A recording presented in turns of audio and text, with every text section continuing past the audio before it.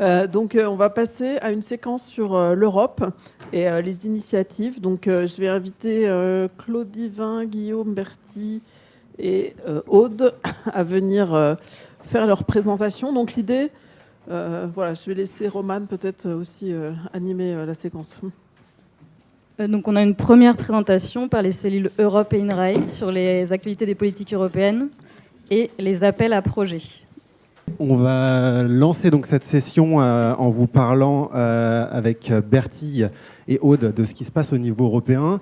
On va revenir un peu sur le paysage et les opportunités à venir. Et Claude terminera la session avec le partenariat Future Food. Donc moi, je suis Guillaume Flamand, je suis responsable de coopération internationale au département MICA à INRAE. Donc voilà, on va commencer par vous parler des politiques publiques, un petit peu du contexte dans lequel on se place aujourd'hui. Surtout que vous le savez, au niveau européen, on arrive en fin de programme, les programmations sur 7 ans avec des inclinations qui sont importantes et qui sont liées à des budgets conséquents. On va vous parler des opportunités de financement à venir, donc, et plus spécifiquement de Future Foods. Et donc pour vous donner ce paysage un petit peu politique, on voulait commencer par vous parler de grands documents, de grandes orientations qui ont été publiés au niveau européen l'année dernière. Alors c'est pas des événements isolés, ils aboutissent et ça découle de plusieurs années de réflexion, mais ils sont particulièrement importants aujourd'hui et intéressants parce qu'ils concernent ce qui se fait au PE-PERSAMS au premier plan. Donc en mois de juillet 2025, on a eu la publication de cette stratégie des sciences de la vie comprise dans un sens très très large, la santé à l'environnement, en passant par l'agriculture, l'alimentation. Cette stratégie, elle couvre, d'après les statistiques de la Commission européenne, à peu près 10% du PIB européen. C'est vraiment pour vous rappeler l'ampleur de ce qui est couvert ici.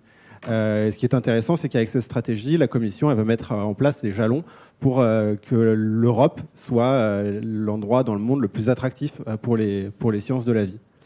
Et ça se fait dans un contexte que la Commission est en train de déployer aussi depuis les dernières élections européennes, avec la boussole de compétitivité. Donc on met en avant vraiment plus l'innovation, la compétitivité, que ça n'était le cas par le passé. Ça se fait dans une approche une seule santé, assez holistique, et puis ça cible particulièrement des solutions basées sur le microbiome. Ainsi, dans cette initiative, 100 millions d'euros étaient annoncés sur les dernières années d'Horizon Europe, donc le programme actuel, sur des solutions basées sur le microbiome.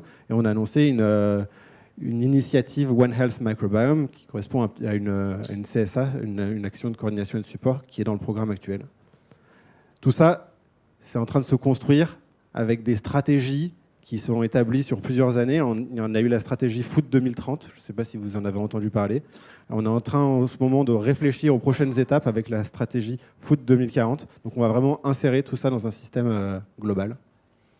Et puis cette stratégie Life Science, c'était le moment pour la Commission d'annoncer qu'allait suivre immédiatement un Biotech Act, un premier Biotech Act, donc pour un cadre réglementaire plus propice à l'innovation, principalement pour l'instant centré sur tout ce qui relève de la santé, mais avec encore des leviers pour lever des barrières réglementaires, etc. Et on a un deuxième Biotech Act sur lequel les États et la communauté européenne va être invité à réagir dès cet été et qui devrait arriver au fil de l'année.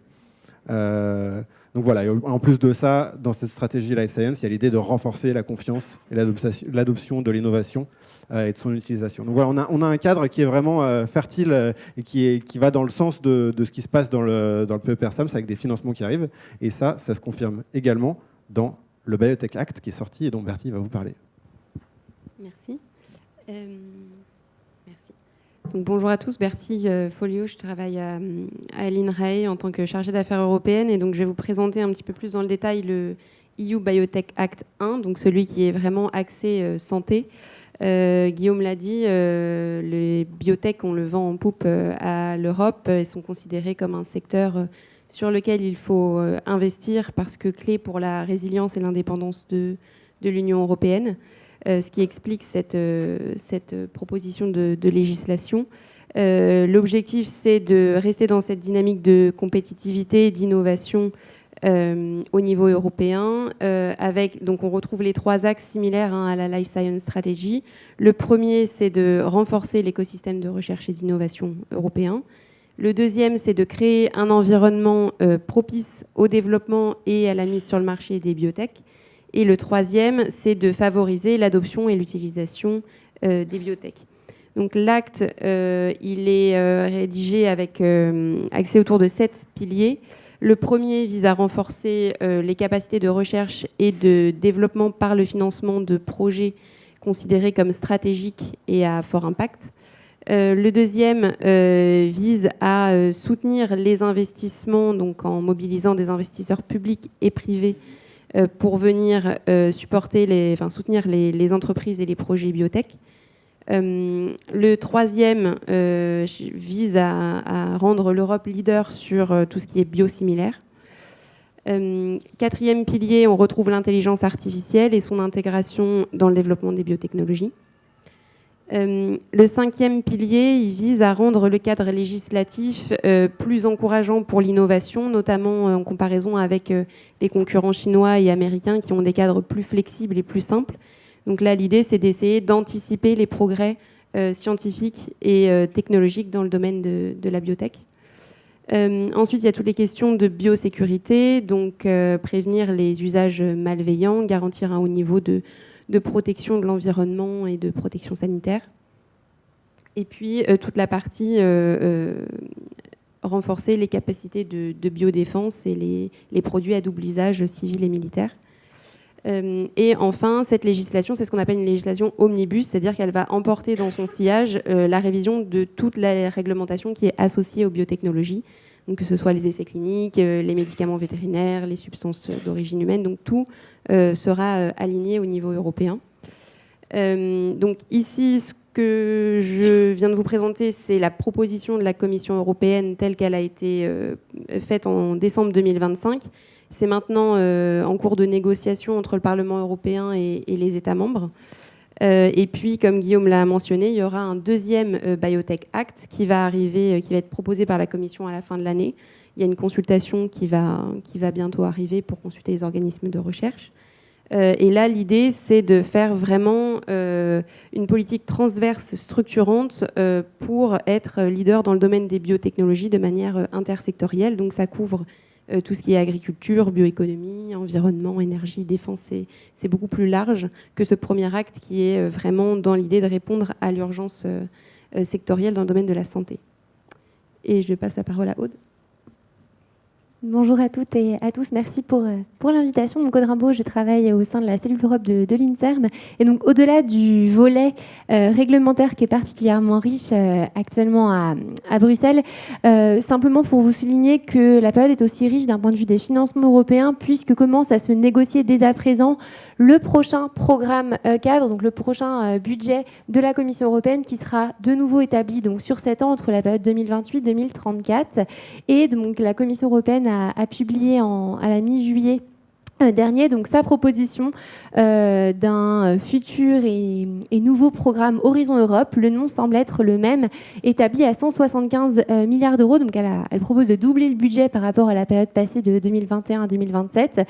Et globalement, sur la slide, vous retrouvez les principaux changements. Notamment, la Commission propose de doubler le budget alloué à l'ERC par rapport donc, à la période précédente, avec un vrai souhait en tout cas de renforcer le soutien à la recherche exploratoire, notamment en début de carrière. Le programme Marie Sklodowska-Curie serait également bien maintenu afin de renforcer le soutien en matière de formation et de développement de la carrière des jeunes chercheurs. Pour ce qui est du pilier 2, ça c'est vraiment ce qui nous occupe particulièrement, puisque l'idée du pilier 2, c'est qu'il finance des projets européens collaboratifs et thématiques. Et donc, on retrouverait bien un volet alliant à la fois le sujet santé, biotechnologie, agriculture et bioéconomie. Donc, il y aurait une fusion par rapport à ce qui existe actuellement.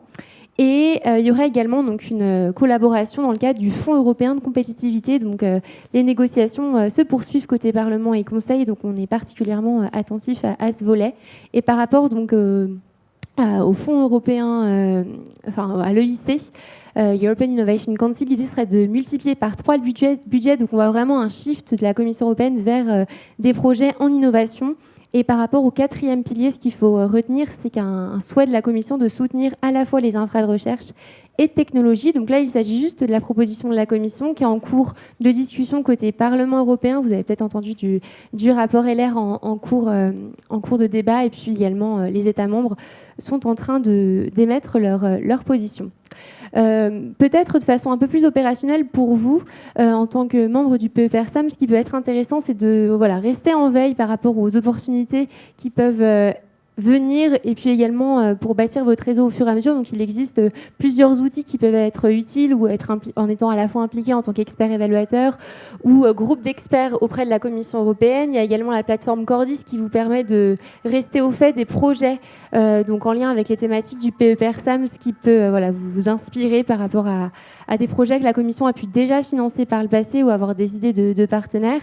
Avec l'INRAE, on est aussi présent à Bruxelles à travers la Maison Irène et Frédéric Joliot-Curie. Donc, si besoin d'organiser des réunions avec d'éventuels partenaires, vous êtes les bienvenus. Le programme Horizon Europe couvre vraiment une grande diversité de financements, que ce soit des projets individuels ou collaboratifs. Et cet après-midi, on voulait simplement dire un mot sur les futurs appels 2027 qui seront financés dans le cadre du programme Cluster Santé. Ça, vous aurez les slides, c'est sur la petite nouveauté par rapport aux fenêtres d'éligibilité de l'ERC. Et donc, pour ce qui est des 4 calls qui vont apparaître en 2027, puisque le temps file, il y a notamment cette ligne d'appel à projet dont la deadline est fixée en avril prochain, qui est très tournée pharmaco, puisqu'on est vraiment sur des approches personnalisées pour réduire les risques liés notamment aux effets indésirables liés à la prise de plusieurs médicaments. Et notamment, sont mentionnées les interactions drug-food interaction, therapeutic dose reduction and pharmaco-exposomic nutrition. Donc, l'appel est publié de façon officielle depuis fin d'année dernière. Si vous voulez en savoir plus, contactez vos cellules Europe et on pourra en rediscuter. Dans le cadre de la mission cancer, un appel à projet 2026 est également ouvert jusqu'à la mi-septembre. Et donc là, on est plutôt sur le lien entre microbiome en tant qu'outil de détection précoce par rapport à la thématique cancer. Donc, possibilité de proposer un projet reposant sur différents types de cancers. Voilà, pour plus d'infos, vous aurez les slides et vous pouvez revenir vers nous. Donc voilà, il y a 2 autres calls. Un autre call dans le cluster santé qui s'intéresse aux maladies non transmissibles chez les jeunes et qui va regarder un ensemble de facteurs. On peut facilement voir le rôle de la nutrition là-dedans. Et ça, c'est un appel qui est dans le cadre de l'Alliance globale pour les maladies chroniques, le GACD. Donc, c'est un alignement entre les politiques de la Commission européenne et des groupes internationaux. Il y a 3 projets qui sont financés là-dessus, 3 à 4 millions par projet, et on est sur une deadline en avril 2027. Et puis le dernier, il me semble intéressant, puisqu'il y a eu une question sur le Food Home précédemment. Et donc la Commission européenne finance un appel pour les outils d'intelligence artificielle pour caractériser, plutôt d'un aspect chimique, mais l'exposome alimentaire. Donc voilà, c'est un autre appel. Là, ici, il s'agit d'une action d'innovation, donc il faut mettre en place des choses très concrètes et arriver à un TRL7 en fin de projet. Il y a un seul projet qui est financé et il y a 7,8 millions d'euros là-dessus. Et de manière encore plus importante, on a tous les ans des appels du partenariat Future Foods, dont Claude va vous dire quelques mots. Bonjour, moi je suis Claude Yvain, je coordonne le partenariat Future Foods pour l'ANR. C'est un partenariat cofinancé par la Commission européenne, c'est-à-dire que c'est un instrument de la Commission européenne qui s'appelle partenariat cofinancé, c'est-à-dire que tous les partenaires investissent dans ce partenariat. Ça peut être des organismes de recherche comme INRAE, CIRAD côté français, l'ANR qui vient aussi avec sa maîtrise métier d'appel à projet. Donc nous, on intervient pas seulement avec des ressources humaines, mais de l'argent pour des appels à projet. Et on a des activités qui ne relèvent pas des appels à projet. et donc dans laquelle l'INRA intervient notamment, mais il y a beaucoup d'universités européennes, merci, qui viennent apporter un effort humain. On va passer je vais pouvoir passer à la suivante normalement. Voilà. Donc l'objectif, c'est de mobiliser la recherche et l'innovation au sens large pour accélérer la transition vers des systèmes alimentaires sains, sûrs, fers, viables économiquement aussi, avec une diversité d'acteurs. Ce partenariat, il est issu d'un réseau européen qui a été construit sous le 7e programme cadre. À la base, on était surtout des financeurs et quelques organismes de recherche. La première initiative SOS-Food était coordonnée par l'INRA à l'époque et le ministère de l'Agriculture danois. Dans le cadre d'Horizon 2020, on a eu une suite qui était coordonnée par un opérateur du ministère de la Recherche allemand et un opérateur de la région flamande, belge flamande, ce qui a donné pour suite ce projet de partenariat Future Food. Pour boucler avec la présentation de Guillaume, nous, on découle de la stratégie 2030, Food 2030. La stratégie Food 2040 paraîtra fin juin. Et vous pouvez voir que nous, on va couvrir toute la durée du 10e programme cadre, puisqu'on va finir fin 2034. Et du coup, on va accompagner la mise en œuvre de cette stratégie Food 2040. Donc aujourd'hui, on est 80 partenaires de 29 pays. Donc il y a des autorités nationales et régionales, c'est-à-dire des ministères d'États membres, et aussi des présidences de régions européennes qui interviennent aussi bien en tant que financeurs ou pour des ressources qu'ils ont à mettre en commun avec les autres. Des agences de financement comme l'ANR qui interviennent sous l'autorité de leur ministère, des organismes de recherche, des universités comme l'université de Wageningen aux Pays-Bas que tout le monde connaît, des pôles de compétitivité, des fondations, et aussi des réseaux d'innovation et liés à l'alimentation. Donc vous pouvez voir qu'on est très européen, très Europe continentale. Pour vous rappeler le paysage européen, on nous a mis dans la petite case système alimentaire, mais post-récolte, et on s'arrête à la santé. La Commission européenne a d'autres partenariats qui accompagnent, qui tournent en parallèle et avec qui on collabore, bien sûr. Vous avez du coup, c'est la gauche, tous les partenariats qui concernent la production primaire. Et de l'autre côté, vous avez les partenariats liés à la santé, comme ERA4Health. Et il y a des nouveaux partenariats qui vont commencer bientôt sur tout ce qui est aspect, tout ce qui est héritage culturel, transformation et résilience sociétale, avec lesquels on a déjà commencé à travailler alors qu'ils n'existent pas encore légalement. Et à la jonction entre food et santé, depuis le début de l'année, il y a une Coordination and Support Action qui s'appelle Food for Health, qui fait le lien entre les deux partenariats, ERA4Health et Future Food, et on collabore pour, d'une part, développer des synergies, puisqu'on n'a pas le droit d'avoir d'actions jointes officiellement, mais on peut aller, en étant malin, développer des synergies pour faire des actions qui adressent la problématique actuelle, construire des systèmes alimentaires sûrs et sains. Alors, ce n'est pas notre seule activité, les appels à projets, mais on a aussi la construction d'un observatoire des systèmes alimentaires, donc une base de données, de la mise en réseau de laboratoires vivants qui existent un peu partout en Europe, pas seulement liés à des aspects locaux, régionaux, mais ça peut être aussi des living labs qui s'occupent de l'innovation en alimentaire autour de nos quatre grands axes thématiques. Et bien sûr, on a un agenda stratégique qui est mis à jour régulièrement et c'est piloté par INRAE et l'Université de Florence. Sur les appels à projets, donc nous, on a prévu de faire 6 appels à projets. Ce sont les financeurs membres du consortium qui apportent de l'argent. Donc, si vous répondez à un appel, vous serez financé par l'ANR selon les règles de l'ANR.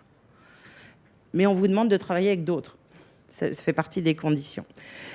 Tous les appels demandent une approche systémique avec tout ce qui est appelé transformatif, transdisciplinarité, l'engagement des parties prenantes et la durabilité. Juste pour faire vite, sur le premier appel, on a eu 275 pré-propositions, c'est énorme, mais on a pu en financer que 23, puisqu'on est dépendant de l'argent qu'on a, que chaque pays a.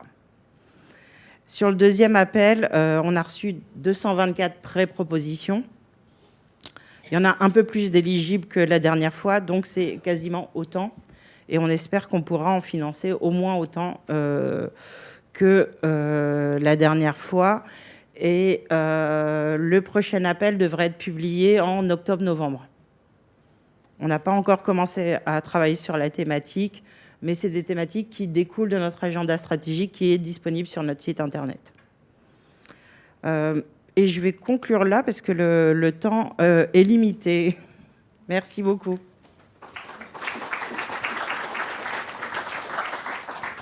Donc, merci pour ces présentations. Avez-vous des questions ? Une question dans le cadre du partenariat. Donc, l'idée, c'est de lancer un appel par an, c'est ça. Le partenariat a une durée de 10 ans. Donc, l'idée, c'est que les appels vont se développer, se mettre en place pendant les 6 premières années du partenariat, c'est ça ? Alors, une des conditions pour qu'on reçoive du financement de la Commission européenne, c'est que les projets soient finis dans la durée du projet. Donc, il nous faut 1 an pour mettre en œuvre le processus des sélections, le conventionnement des bénéficiaires. Les projets ont 3 ans maximum pour être mis en œuvre. Et après, nous, il faut qu'on vous force à nous rendre tous les livrables dans les meilleurs délais pour qu'on puisse recevoir un peu de cofinancement de la part de la Commission européenne. Mais en fait, le cofinancement de la Commission européenne sert essentiellement à financer les experts, la plateforme d'évaluation et les collègues qui travaillent dur sur l'organisation de la sélection. Bonjour, merci beaucoup. J'avais une question sur l'appel à projet qui doit financer un projet à hauteur de 15 millions d'euros pour les marqueurs précoces de cancer. Si c'est un projet à 15 millions d'euros, on imagine qu'il y a déjà quand même un consortium qui est identifié, qui est pré-identifié. Il ne faut pas se lancer sans rien. Excellente question. Oui, c'est rare d'ailleurs dans le cadre des calls Cluster Santé ou Mission Cancer qu'il n'y ait qu'un seul projet qui soit financé. Là, ils ont décidé d'en financer un seul avec une grosse enveloppe derrière. Donc oui, en tout cas, côté INSERM, on a des idées sur les potentielles équipes. N'hésitez pas à nous écrire. C'est cellule.europe@inserm.fr et puis on pourra vous en dire plus. Je voulais vous remercier pour vos présentations croisées et coordonnées. En fait, on voit bien qu'on est dans un temps un peu particulier dans l'agenda stratégique européen, avec aussi bien sur l'aspect réglementaire que sur la programmation, comme vous l'avez dit.